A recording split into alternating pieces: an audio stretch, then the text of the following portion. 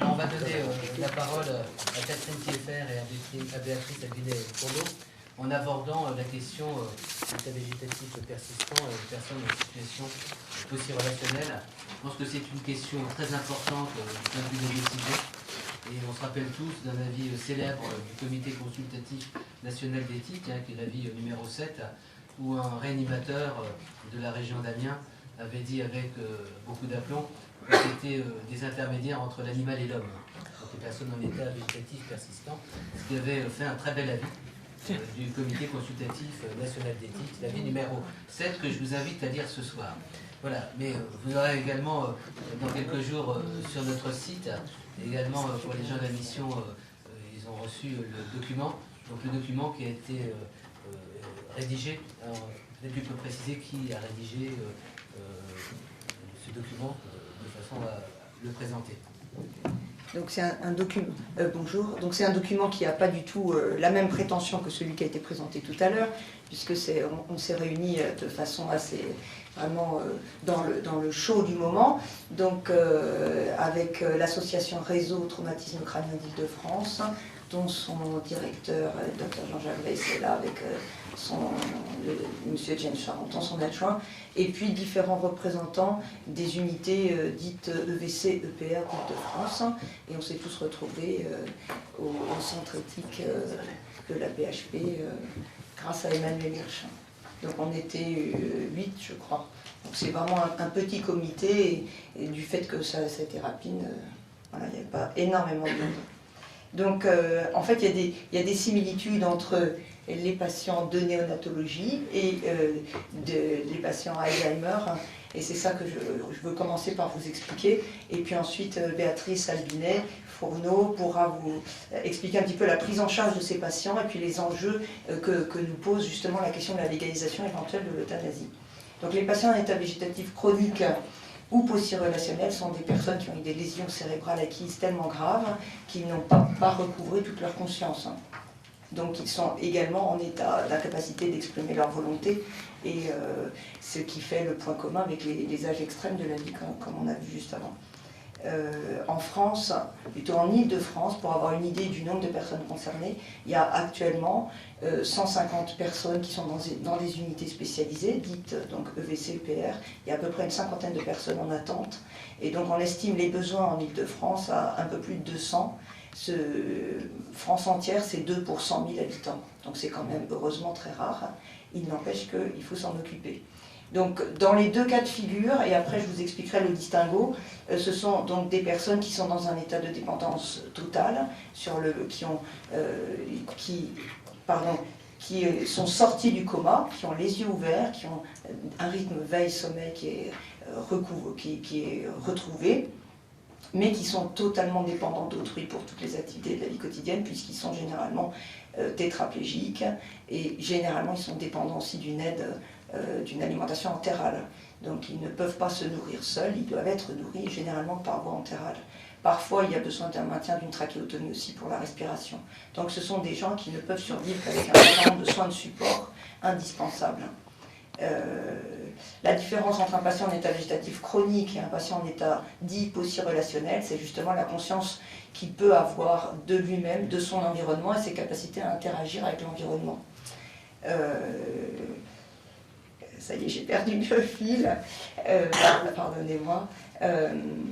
Le patient, oui, ce que je voulais dire, c'est qu'il y a quand même très peu de patients qui sont vraiment végétatifs.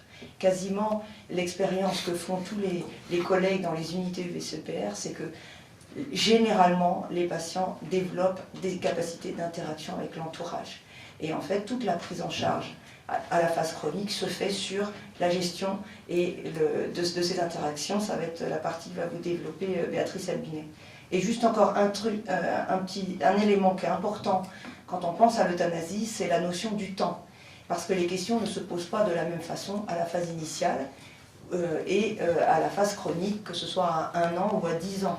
Ce sont des patients qui maintenant survivent parfois très longtemps. Actuellement, les derniers papiers, on est plutôt entre 7 et 10 ans de durée de vie. Donc les questions ne se posent pas du tout de la même façon quand l'état est végétatif en phase initiale en réanimation à 1 mois où là probablement on retrouve les problématiques de la néonatologie, et puis en phase chronique à 1 an, 5 ans, 10 ans. Voilà, et je vais passer la parole à Béatrice. Merci. Merci, bonsoir. Je vais poursuivre la communication en vous parlant donc de ces patients en état de conscience altéré et de leur entourage. Je réaffirme le fait que ce ne sont ni des machines, ni des plantes, ni des animaux, comme on peut l'entendre si souvent, mais bien des êtres humains dyscommunicants. Ils ne vont pas être réactifs ou inertes face à leur environnement, mais bien au contraire, ils se doivent d'être reconnus comme ayant des réelles possibilités d'interaction avec l'extérieur, avec leur environnement. Alors bien sûr, leur handicap va être limitant, un vrai carcan en fait, tant en termes moteurs que cognitifs, et va donc nécessiter de la part de l'autre, que ce soit un soignant ou un proche, une réelle implication pour pouvoir entrer en relation avec elle, avec ces personnes. Et donc, tout d'abord, il va nécessiter de notre part la mise en place au quotidien, comme on le disait tout à l'heure, de soins de support qui vont être indispensables, en améliorant le confort du patient et en préservant ses fonctions vitales, pour réduire les éléments distractibles et permettre au patient de monopoliser son attention vers ses capacités restantes de perception de l'environnement et ses capacités restantes d'interaction.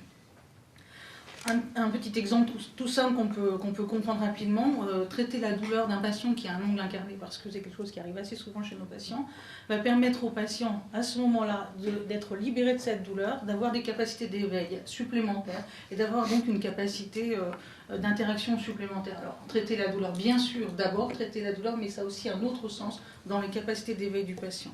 Voilà. Donc on peut alors plus facilement repérer les signes perceptibles de la communication propre à chaque patient et qui vont correspondre à des modifications du comportement, soit spontanées, soit en relation avec une sollicitation.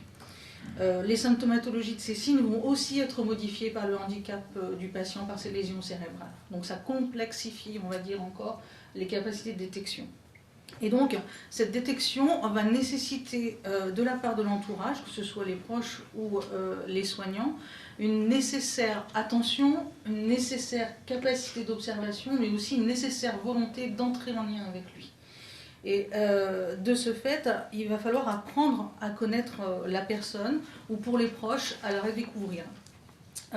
Pour cela, le temps va jouer avec nous, en fait. C'est dans le cadre d'une prise en charge en cours, ce temps va reprendre tout son sens et va être un allié dans l'apprentissage de cette personne, avec ce qu'elle était, l'apport des témoignages des proches, mais aussi ce qu'elle est désormais avec son handicap et ses incapacités.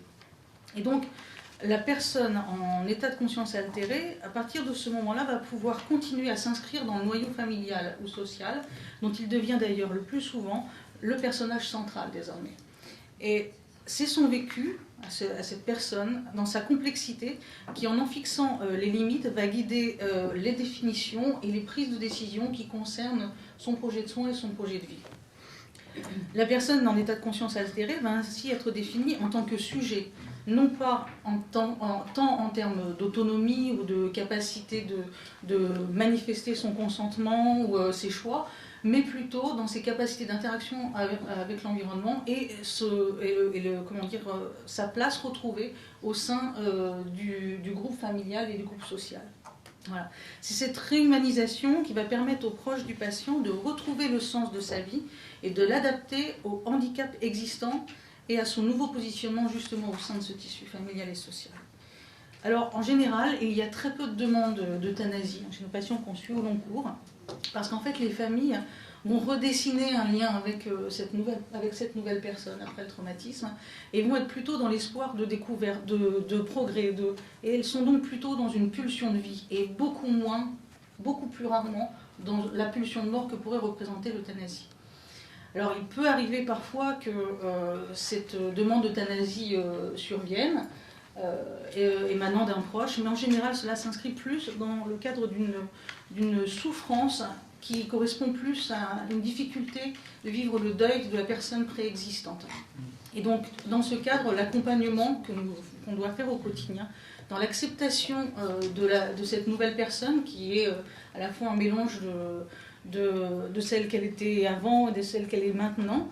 Et puis notre réaffirmation à nous soignants du fait qu'on va mettre en place, on va être vigilant à mettre en place toute une prise en charge de bien-être et de confort sans obstination déraisonnable qui va permettre à ce proche de se rassurer, de s'apaiser et du coup on aura une disparition la plupart du temps de cette demande d'euthanasie. Alors comment peut-on définir à nous, pour nous nos soins auprès de ces patients? Est-ce qu'on peut considérer que ce sont, comme on le suggère très souvent, des soins palliatifs? En fait, comme on l'a vu, comme on l'a dit, malgré la lourde dépendance du patient, la grande part du soin ne va pas se limiter à une prise en charge technique, même s'il est indispensable, mais surtout principalement relationnel, dans la complexité de l'engagement dans l'interaction qui va transcender le protocole de soins. Et les soins de support vont donc avoir pour but de faciliter les capacités restantes, même si elles sont ténues, de ce patient, et de lui permettre de garder le lien avec son environnement. C'est dans ce sens, et c'est dans cette intention, que ces soins peuvent être considérés comme le maintien de la vie nécessaire à cette facilitation, et non pas le maintien en vie qui aurait pour but exclusif de repousser la mort. Et c'est là qu'on note un peu mieux la différence entre ce qui est vivre et survivre. Au long cours, donc, les patients en état de conscience altéré vont être au centre d'un projet de soins, comme on l'a dit, un projet de vie individualisé, qui va être basé sur le bien-être, centré sur la relation et l'interaction avec l'environnement, les relations avec les proches, et qui va être orienté aussi par les goûts passés du patient, et parfois même pour certains patients aussi relationnels, comme on dit tout à l'heure, qui vont pouvoir exprimer certaines préférences. On va aussi tenir compte de ces goûts présents aussi. Et donc, il s'agit d'une prise en charge sur le long cours d'un patient qui est porteur d'un handicap sévère, mais il ne s'agit pas sur le long cours d'une prise en charge de fin de vie, et donc pas une prise en charge de soins palliatifs, même si, bien sûr, certaines préoccupations vont être les mêmes, c'est-à-dire qu'il est certain que nous sommes préoccupés par le confort du patient et par la gestion de la douleur, qu'elle soit physique ou psychique. Alors au cours de cette vie, le patient va pouvoir être confronté à une pathologie aiguë qui va mettre en jeu le pronostic vital et où on peut alors être amené à parler de soins palliatifs. L'état végétatif ne va pas être la cause de la mort du patient, c'est ce qui définit son handicap, mais le patient va décéder des complications en général liées à son état de dépendance, comme par exemple des complications infectieuses liées au décubitus. Les soins palliatifs en pratique vont être difficiles à définir chez nos patients parce qu'il est difficile d'avoir des points de repère. Ce sont des patients, comme je l'ai dit tout à l'heure, ont des manifestations symptomatologiques qui peuvent être modifiées par les lésions cérébrales diffuses et qui, par ailleurs, et on le constate tous, ont une résistance hors du commun aux pathologies intercurrentes. Et ce sont des patients qui ont vécu des choses très lourdes, qui ont survécu à tellement d'épisodes où le pronostic vital était engagé, sans pour autant qu'une obstination déraisonnable soit en jeu, mais plutôt, on va dire, la pulsion de vie propre à chaque patient, et que dans une situation où survient un épisode aigu, il va être parfois difficile de décider si oui ou non il s'agit du dernier épisode, il s'agit du dernier élément qui va entraîner la fin de vie du patient. Et donc il est difficile de décider et de déterminer à quel moment chez nos patients il s'agit vraiment d'une fin de vie. Néanmoins, on peut le percevoir, et quand arrive vraiment le temps de la fin de vie, il conviendra plus que jamais dans cette prise en charge au long cours de rechercher une prise de décision après concertation collégiale, incluant l'avis des proches, afin d'éviter toute obstination déraisonnable. Et ça, c'est vraiment notre façon d'aborder la fin de vie finalement chez nos patients. Et dans ce cadre, on peut être amené à décider d'une limitation de soins en prenant garde de bien définir l'intentionnalité de nos actes ou de l'absence d'actes. Un autre élément aussi peut-être noté chez la prise en charge de la fin de vie chez nos patients, c'est en général l'absence de directives anticipées, quasi systématiques. Et quand bien même il y aurait des directives anticipées, il est difficile de juger de la pertinence de ces directives dans la mesure où il est a priori impensable d'envisager la gravité de ce que peut être un handicap tel que être en état végétatif chronique ou en état aussi relationnel. Alors, à l'issue donc de cette présentation de nos patients, parce que ce sont des cas un petit peu particuliers, qui ne sont pas très courants, donc on vous a présenté qui ils étaient et comment on essayait de les prendre en charge au quotidien. Voilà, ont émergé différents questionnements face au rapprochement entre euthanasie et patients en état végétatif. Alors, il y a des questions d'ordre plus général sur le retentissement de la légalisation de l'euthanasie sur l'exercice des soignants. Ne va-t-on pas voir émerger une perte de confiance ou une modification en tout cas de la confiance entre patients et soignants, famille et soignants, avec une espèce de peur fantasmée du est-ce que le médecin qui est en face de moi va vraiment tout mettre en œuvre pour protéger et pour sauver mon proche ou me sauver moi? Est-ce que vraiment toutes les solutions vont être envisagées? Est-ce que voilà, D'autre part, il y a une autre question qui se pose pour les soignants, c'est la base de c'est l'antagonisme entre le sens du soin, la formation des soignants et la décision et la mise en place d'un geste d'euthanasie, le geste de donner la mort. Quand même toute notre formation de soignants est basée et fondée de par le Code de la santé publique, de par le serment d'Hippocrate, enfin toutes les bases de notre formation est fondée sur la préservation de la vie et non pas le droit de donner la mort, voilà, le droit d'engendrer la mort. Enfin, de manière générale toujours, va-t-il y avoir au sein des soignants ceux qui travaillent pour la vie et ceux qui travaillent pour la mort, ou est-ce qu'on va demander à chaque soignant d'avoir une dissociation intérieure, lui permettant d'un côté de travailler et d'œuvrer pour la préservation de la vie, et de l'autre côté, un autre jour, d'envisager de donner la mort. Je trouve que c'est assez complexe pour les soignants. Et il y avait une autre part qui me paraissait importante à aborder d'un point de vue juridique. Le droit d'abréger la vie, le droit d'abréger la vie est anticonstitutionnel. Alors comment va-t-on vraiment arriver à déterminer, à faire la part des choses entre euthanasie et non-assistance à personne en danger, euthanasie et incitation au suicide, et euthanasie et abus de faiblesse? Et c'est là qu'on se rapproche, je dirais, dans l'abus de faiblesse, de nos patients et des questionnements qui sont liés à nos patients. Tout d'abord, pour ces patients-là, il y a des questions sociétales qui émergent à notre sens. C'est la société ne se doit-elle pas de protéger les personnes les plus vulnérables qui la constituent? Devra-t-on discuter d'eugénisme? À partir de quel niveau de handicap va-t-on proposer l'euthanasie? À partir de quel coût sociétal paraîtra-t-il raisonnable d'envisager l'euthanasie pour ces patients-là? Enfin, une société qui cesse de préserver et d'accompagner ses citoyens les plus dépendants, reste-t-elle une société solidaire? Et ça, c'était vraiment des questionnements qui me paraissaient importants de soulever. Voilà.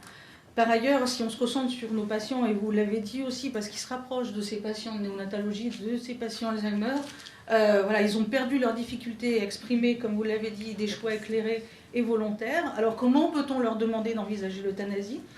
Qui va prendre cette décision? Les tuteurs désignés? Les proches? Quel va être, si ce sont les proches, quel va être le retentissement psychologique sur les proches qui ont initié à la place du patient la demande d'euthanasie avec le caractère irréversible qui lui est lié?